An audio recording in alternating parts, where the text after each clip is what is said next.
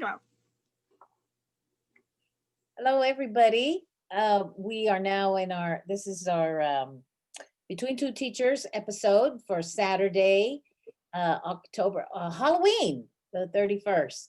So welcome. And my name is Consuelo Lara. And I'm Madeline Cronenberg. And again, we are here in the sacred land of the Chochenyo Korkan Ohlone people, the ancestral people whose land we are honored to be part of and to share. And I'm very happy that more and more people will be giving attention to the Chochenyo. Yeah, it's catching on.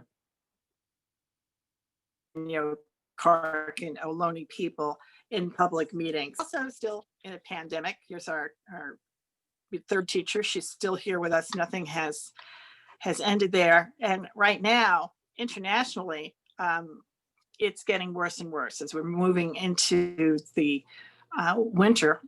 In Europe this week, things have gotten much worse and there are lockdowns. France is locking down, Spain is locking down, Italy is locking down, UK is locking down, Belgium has the highest in the world. But the interesting thing about all of these lockdowns where people are staying home, in some countries you have to actually have a paper to allow you to go out. You have to, and in Spain, I think you can only go out one day a week. But they do still keep their schools open. It's such an interesting thing. The schools are not closed in Europe. They are not closed.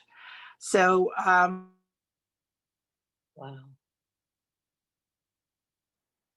It's a whole different approach that they are looking to manage whatever happens if a family or if a student or a staff member becomes ill, how they close it down or put children in isolation or families in isolation, but they're doing it. They're doing it. And the fascinating thing to me was that there was not any possibility, and Germany too, the German Chancellor, Ms. Merkel, said that she thought it was far too important to education, learning loss. Good. Yeah. She was concerned about learning loss, and that's why she said she was going to continue. But what they're doing is they're funding it, right? They are making sure that the resources are there for these schools to continue to be open, for sanitary measures to be taken, and for safety to be And yeah, and the teachers must feel like they are supported in that. Otherwise, they wouldn't be going back. They must feel like it is safe, it is healthy, and they can go ahead. There's procedures, protocols in place. So, like you said, they're funding it so that it's safe for everybody. Good. Well, they're all masked up. I'm just reading from the New York Times article that came out yesterday. Students and staff members are still in danger of catching and spreading the virus. There are no perfect answers, but the European Center for Disease Prevention and Control found that children accounted for less than 5% of their cases. And they found that school closures would be unlikely to provide significant additional protection to children's health. So what they are doing is children wear masks, and they're expanding that to age 6. So everybody 6 and over is wearing a mask all day. Okay. They're also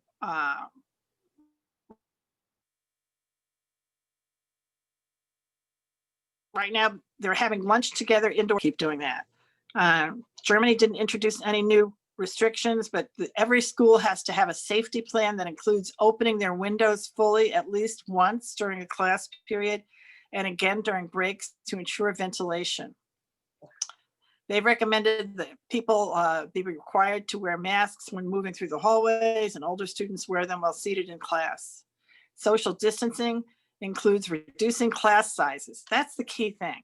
There's a big one. That's a big one. That's the key thing, and keeping each student within this. And the other thing is to keeping the students in clusters throughout the day of the same children.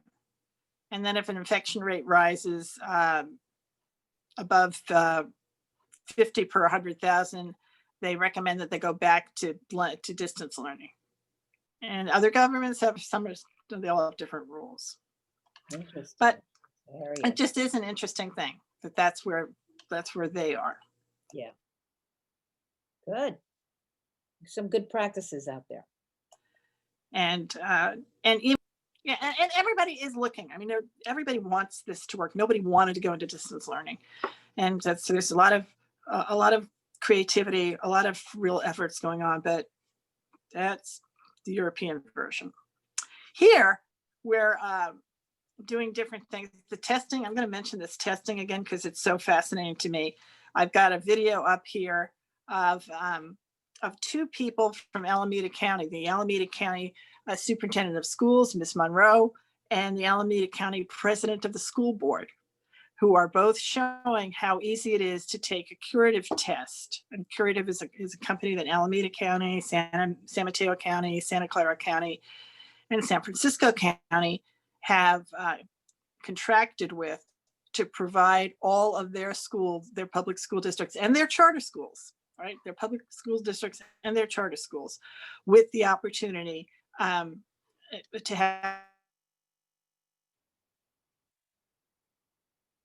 have testing. And the testing is paid through the health insurance company that insures their staff member, right? So if you have if you work for a school district, you have health coverage, and basically your health coverage pays for it. So it's not as if the county is paying for it. It's not as if the school district is paying for it, or that the teacher is paying for it, or the staff member. All of it is covered 100% because they're essential workers, and they have to cover the test. So that's the contract that's been put together. And the way it works is you take the test, and the results of the test are sent, of course, to you, but they're also sent to your HR department, who then knows that you tested positive or you tested negative on a given day for the test. And then they have records of all of the staff testing. Mm-hmm, mm-hmm. Oh, wow. So that's how they're doing it. Now, contact tracing, I'm sure they're doing that as well. They're doing contact tracing as well. Right. So the teachers don't have to go anywhere.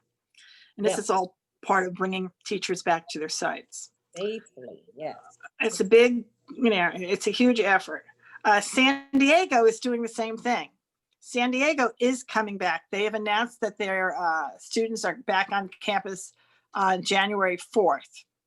They're going to have on-campus learning with large numbers of elementary school students on January 4th. And then they phase in, they go to on January 19th, they go to their next group, and then they're phasing January 25th, they go to secondary. But they are back in San Diego. Now they're back in hybrid. It's the same thing, because nobody can go back full time except the private schools. And that's because they had such small classes to begin with that they can do the social distancing. Yeah. Right? So everybody else has to figure out a way to split the class in half so that they can maintain the social distance. Mount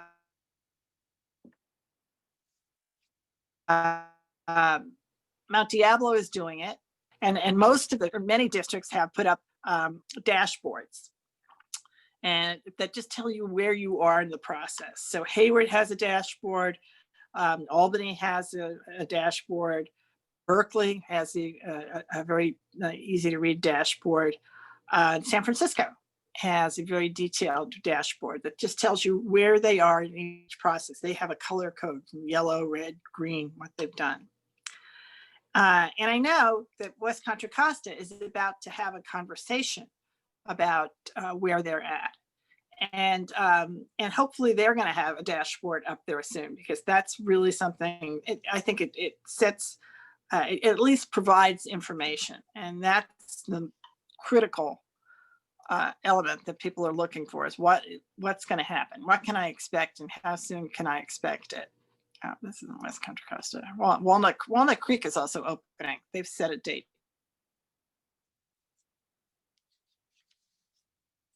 To open at Walnut Creek. Yeah. So the issue is having a timeline, right? Yeah. Okay. And what these dashboards have is there is the timeline, and also here's where we are. there are many different steps. There's the step around testing or contact tracing or sanitizing or what they have is having purchased equipment so that there is enough PPE for to keep everybody safe, masks for everybody, and other equipment, hand sanitizer, that all of those purchases have been made and it's delivered and it's sitting in the classroom. The classrooms have been cleaned out, all of these steps. And the steps they're on everybody's dashboard has it now. Yeah. I mean, it's not like it's not out there. You can just see dashboards that are laid out differently with, different colors, but they're basically there. So I think the one thing we could say for West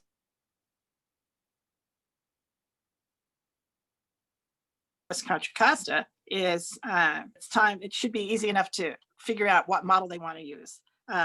What they're doing on Tuesday, what you're doing, is review the benchmarks and criteria that must be met to safely return, share COVID data in the county, and then review the work in progress. And that is really what it would be, the dashboard, right? And that the work in progress is not exactly shared here. So we're not here. The requirements are testing. One big requirement is testing. And so the county would partner with somebody that would be handled. Otherwise, the district's going to have to partner with somebody to do whatever kind of testing they're doing. The same as Mount Diablo must be doing, because they're a few steps ahead of us here. And then the other requirements that are mentioned are determining site capacity at each school,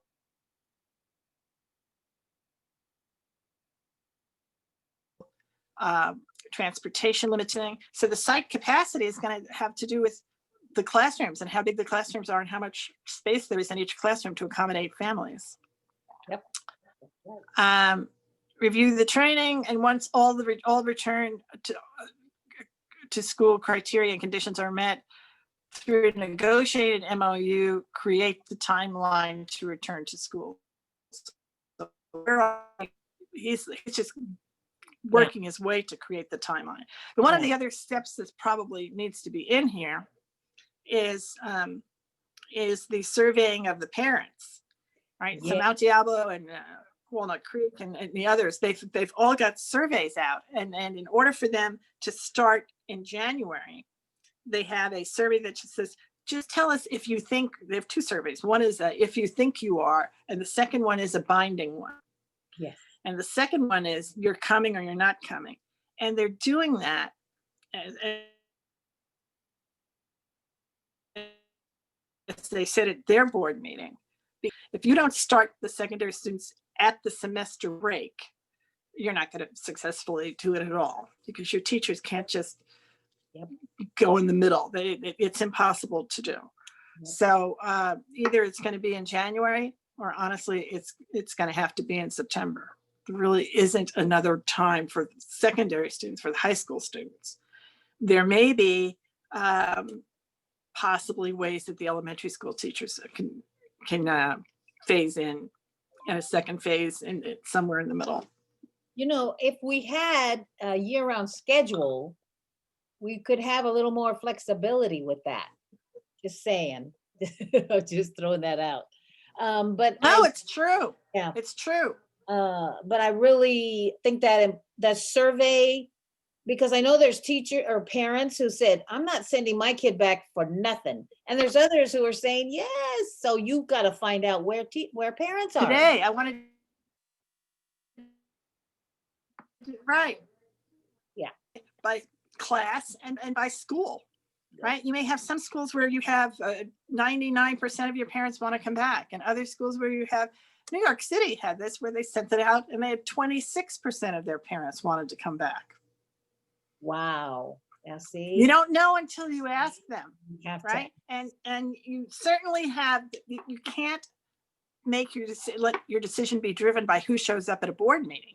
No. Because everybody is not going to show up at the board meeting. No. I mean, they certainly represent a group, but you don't know how big of a group until you do the survey. You got to do that survey for sure. So good point. you really have to do that. And if you have any intention of coming back in January, you really do have to do the survey now. Yeah. Like they're saying that the Mount Diablo timeline, I think, was even pushing it, but they said they had to know by November 19th because they have to start cleaning buildings. They have to start staffing buildings. They have to match, they send the same survey to their staff members. Oh, yeah. So they have to figure out, and what does that look like? Yeah. Right. So, and it's a major undertaking, but I have that Mr. Duffy is going a little slower than many of these other districts, but I really do think his final thing was continuing the work and next steps. He says, we continue to examine ways to bring students together through athletics, performing arts, and an outdoor school working group. Yep. If we're not able to bring students back immediately, we intend to open a district hub model and are working to define criteria for priority students for a hub model based on learning loss research and student data. So that's being done. There are districts that already have the hubs in place. Yep. So the sooner, and we've talked about that here. And one of the ways to do the hub is to have every school become a hub. Right. Right. And just have the school site used, right, as a place that families can send their children. Yeah. And at least they've got somebody there, even if it's contact with the children. It resolves a couple of things. It resolves the need for social contact and the ability for families to be able to go to work. Yeah. Oh, absolutely. Right. This is, I mean, there were parents who spoke at Mount Diablo who said how they've quit they're home with their children, but they've had to quit their job, even though they had a job that allowed them to work at a distance. But you can't do it while you're sitting next to your 6-year-old. Yeah. There is no way you can be in your Zoom meeting with at the same time. There isn't any way to do it. So these parents are in a really desperate situation because these are not families that were meant to be one income families. And single moms, what are they doing? What are the single parents doing? And that's the need for the hubs. So Mhm. Yeah. The hubs have to get done. Yeah. The district exploring the creation of a dashboard. Well, I can send you 5 links to 5 dashboards. We shouldn't have too much trouble doing that. And the best thing that and this is unique. I haven't seen this on any other districts. So this is a big applause to Mr. Duffy and his team. The district is planning a robust summer 2021 program to address learning loss of students, focusing on the youngest learners. I think we need to focus on everybody because we're all going to have learning loss, but that's a really important step, is to look what's going to happen. Hopefully by the summer, we'll have a vaccine. We'll be in a very different position than we are now. Yeah, absolutely. Right? There's hope. Oh, there's lots of hope. We just have to march through the next little bit of period of time. So, and now to you, Miss Laura. Well, I just kind of want to share some personal things because I'm going through this campaign, of course, running for county Board of Education, Area 1, and we'll know the results, on Tuesday. And either I'll be a trustee at the county or I'll be a civilian. Right. I've been giving a lot of thought about that. And regardless of where I am, I'm going to continue being an advocate and an activist and pushing forth issues that I think are really important right now in this global pandemic.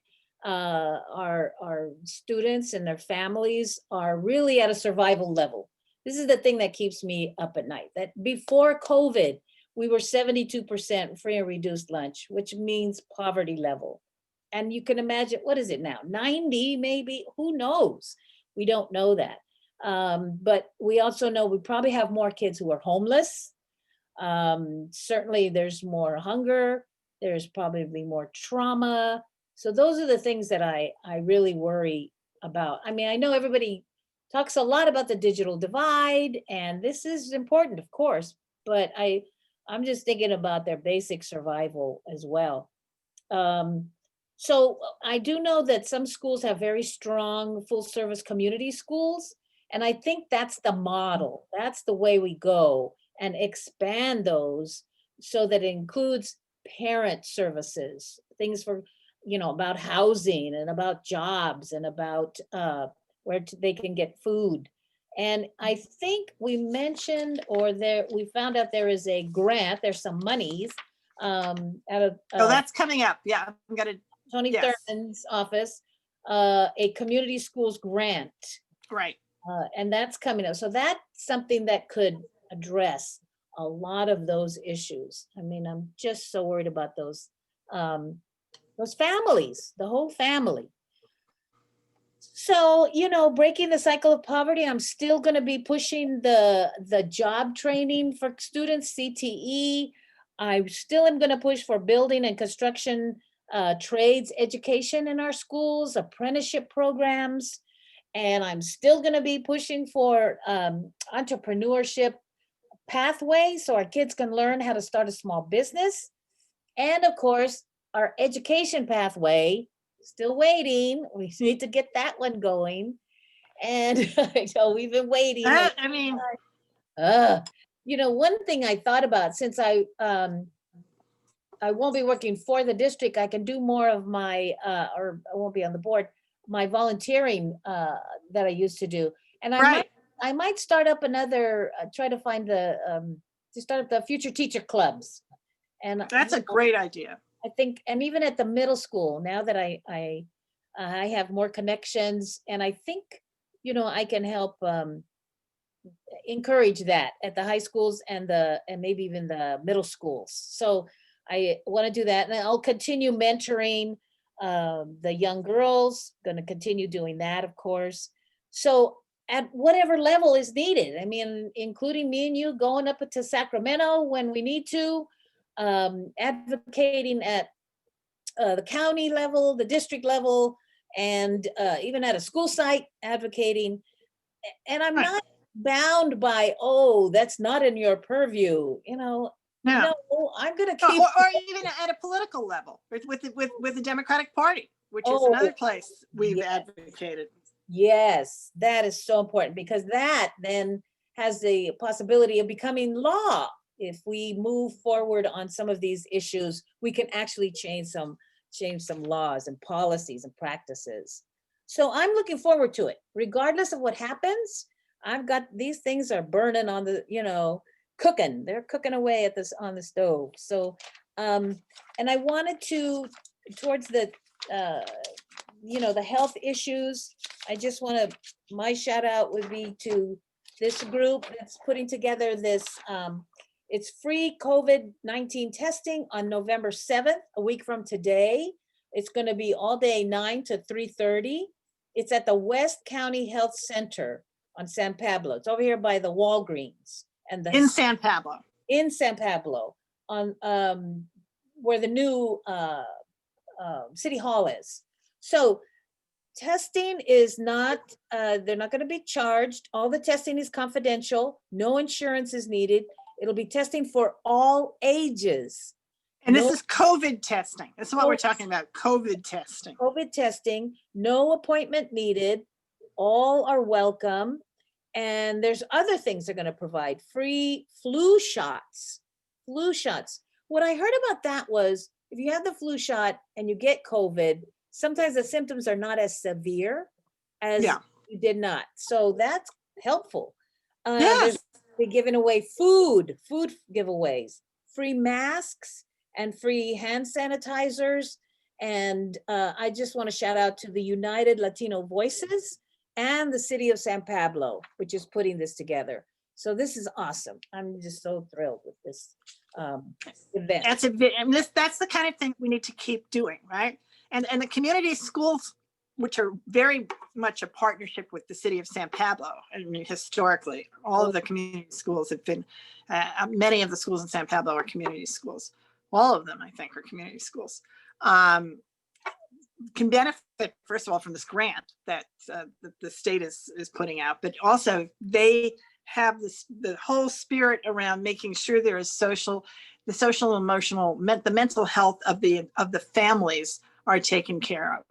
And in our school district, when we rebuilt some of the schools, we put in health centers. We put in Coronado has a health center so that there's room for the community school a place for it to live within the school. There's the same thing is true with Dover and at Perry's, which is also another one that we put in a dental clinic in the school. Yep. I mean, there's all of those kinds of partnerships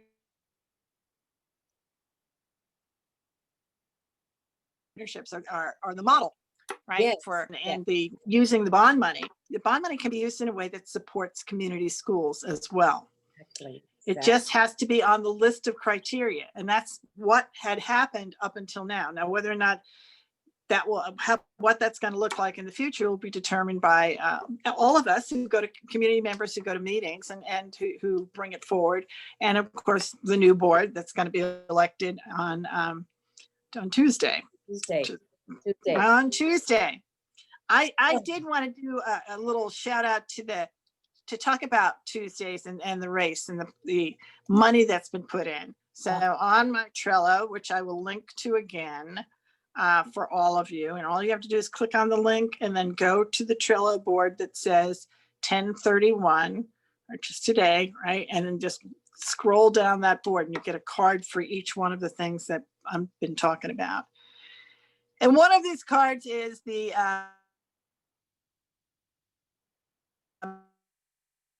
amount of money that the billionaires are Oakland, and there the money comes from the CCSA PAC, and another one that they have called Committee for California and Oakland Rising, and then the Go PAC, of course. Yep. Go Public School Advocates. They're right there. They're right there. Yep. They're right there. Whereas the the candidates who are supported by them have a combination of that money, whereas the candidates who are supported by the teachers unions have the OEA money, and then maybe and their own money, whatever money they can personally raise. Mm-hmm. And the same thing really is true once again in West Contra Costa. And actually, this is true across the country. We're not unique, but we're just talking about what's going on here. Mm-hmm. And in West Contra Costa,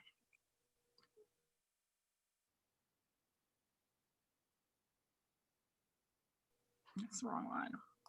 Sources, but mostly, for this, here it is. So there's $250,000 being spent by Go Public Schools. $250,000. Mm-hmm. And they're spending it on Miss DePaz, Miss Williams, Mr. Panis, and Miss Allen, Fatima Allen, your opponent. Mm-hmm. And the way it goes is, and UTR, so they have 250. The teachers have also put money in to the race, and they've put a grand total of 72,000 for the people who are on the other side, right? Miss Smith Folds, Mr. Christian, Mr. Gonzalez Hoy, Miss Reckler, and you, mm-hmm. Miss Laura. Yep. Boy, what a difference, huh? And you got to ask yourself. And so they have West Contra Costa Kids Can has put $189,000 into 4 candidates: DePaz, Williams, Panis, and Allen. They basically fund DePaz, Williams, and Allen, Dr. Allen. Mr. Panis gave $62,000 to Dr. Allen. Wow. $62,000. Yep. Mr. Panis, I'll take it back. West Contra Costa Kids Can and Tom Panis put in $62,000. So it's not just him for the 62, but he's a chunk of it. And Mr. Panis is self-funded. Mr. Paz, they've also gave $59,000 to Mr. Paz, and this is West Contra Costa Kids can, which is funded by Mr. Chamberlain, Mr. Nahas. All the money comes from them. There isn't any other source of money. Nope.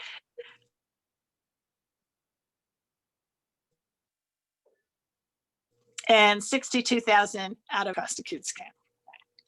And Mr. Pettis he gave $9,000 to Miss Allen himself, and he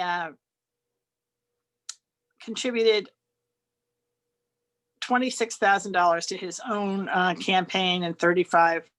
I don't know what this is. He's put in.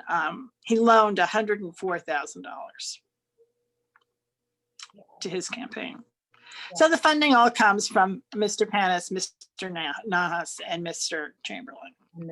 And all, yeah. So that's all on here if you want to see it. But the deal is, what's interesting about this in particular is that Mr. Chamberlain is, as we know, the landlord to all of the charter schools up at Hilltop. And so it's not that he's not somebody who doesn't receive public money from the school district. Yeah. This is not out of the goodness of his heart. This is an investment. He wants to make sure it continues to make money, period.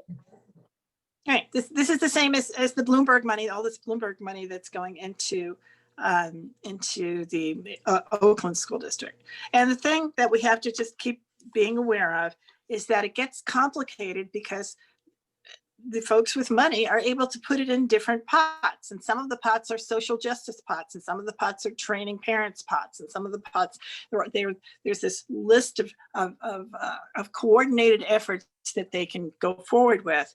At the same time, this is an effort to put people on the school board that they can influence because they got them elected. Exactly.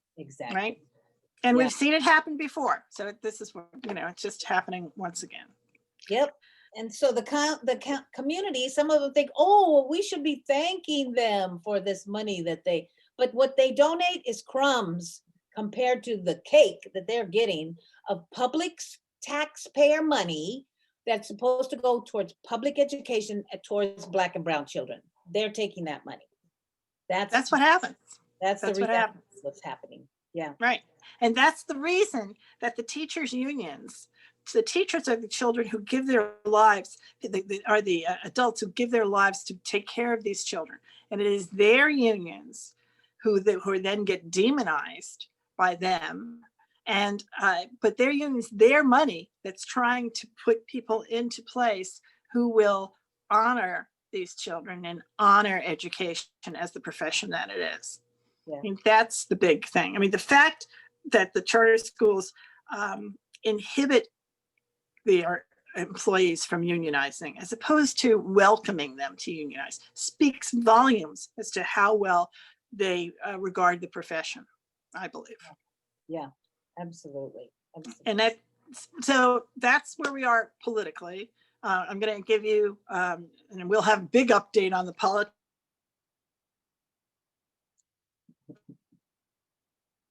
next week because we'll know much this weekend. I was going to give you an update on Mr. Newsom. Gavin Newsom, he had a lot to say this week. Big thing was his children have gone back to school because his children go to a private school in Sacramento, and Sacramento is starting to open up their schools too. And his school has that his children go to are doing that. And that's happened. We have to recognize the fact that private schools have the ability to have smaller class size. And as a result, they don't have to worry about finding more space or doing things differently. If they had a small class size to begin with, the social distancing is an easy thing to accomplish. And private schools throughout the state are going back full time. Some of them are going back full time. Yeah. Okay. And that's just, the way it is. So I'm ready. I have our take action. The big take action is vote. If you haven't voted yet, go vote. And don't mail it because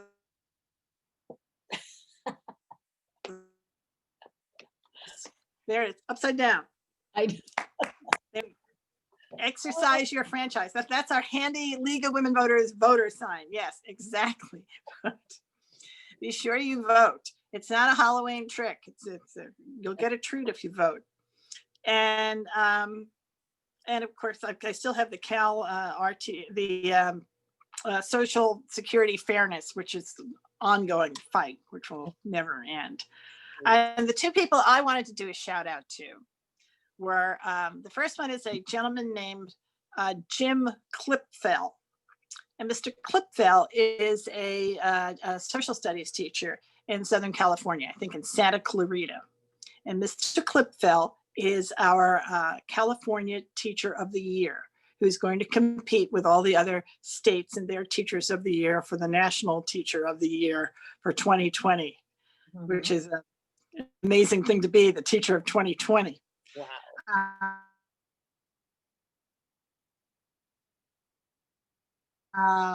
But so congratulations to you, Mr. Klipfel. And I actually, who's been each of the counties put people in. There were 4 top winners, but only one can be sent on to be the national one, and that turns out to be Mr. Klipfel. So there's that. And the second shout out I have is to our Congressman, Mark DeSaulnier. And I wanted to make sure that you all knew that Mr. DeSaulnier is not a teacher by trade, but he is what he really is a reader. And he had an event at the El Cerrito Democratic Club this week, and he's had a number of events. He's a prolific at his town halls. He's an extraordinary leader for all of us. But this particular shout out is for him because at his event, he did a shout out of a reading list, important books, and he's always got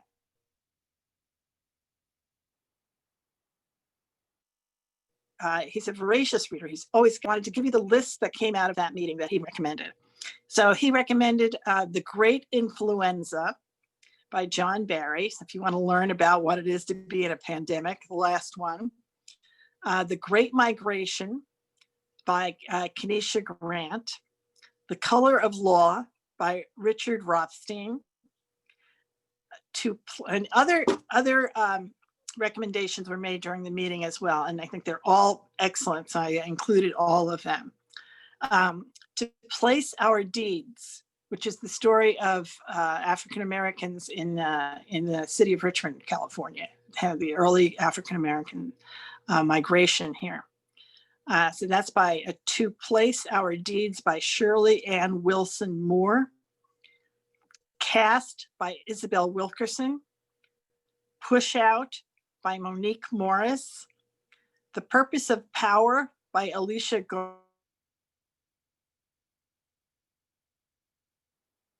Garza, who started Black Lives Matter. Right? Congressman DeSaulnier's reading right now is Lincoln's Indispensable Man, a history biography by Walter Starr, and a book by a local leader named Harry Lamba, and the book is about climate change called Brighter Climate Futures. So those are all, they will give you, when you want to take a break from politics and from on Tuesday, I'm thinking instead of doing anything else Tuesday, I'm going to start to read these books. So put me in a different space. Yeah. They're all excellent books. Great. Great. And so now We're ready for our chuckle of the day. we're ready for our chuckle. What do I do with it? Chuckle of the week. Our chuckle of the week. Yeah. Well, and this is a chuckle that here. So Carlos, my son, comes through with these Carla little tidbits here. is our chuckle captain, the captain of Seth. This is a skeleton chuckle, a Halloween chuckle for today. Okay. We'll do this one here. How did the skeleton know it was going to rain on Halloween? How did the skeleton know it was going to rain? He could feel it in his bones. There we go. All right, everybody. Happy Halloween. Happy voting. We'll see you next week and have lots to report. Absolutely. Bye-bye.